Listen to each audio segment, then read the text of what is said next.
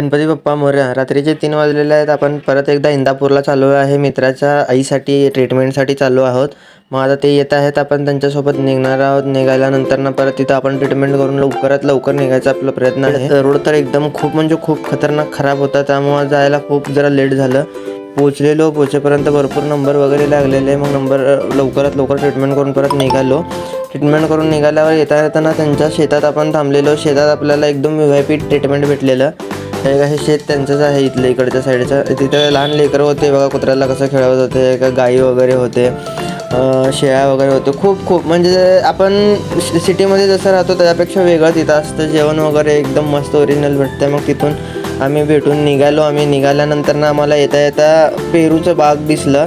आपण डायरेक्ट झाडाला लागलेलं पेरू काढून आणलो. लवकर निघायचं होतं कारण की सोलापूरमध्ये आपल्याला लगेच शूट होतं, फोटोचं ऑर्डर होतं. मग आपण तिथून आल्या लगेच ऑर्डरच्या शूटसाठी. मग कसं एसडी निसता फुल तावात सगळ्यांना पोस्ट बी सांगत होते, हे कसं जायचं, पोस्ट तसं पोस्ट द्यायचं. एवढं तर मजा मस्ती चालू होती ना, बस अक्षरशः क्लायंट येडवत होतं आणि एवढं का हसायला लागलेत म्हणून. एसडी तर पूर्ण बस केली ते. एसडी नाद करायचं पण एसडीचा कुठं असं म्हणल्यासारखं आहे. एसडी सोबत सावकार बोलते सबको बोलते.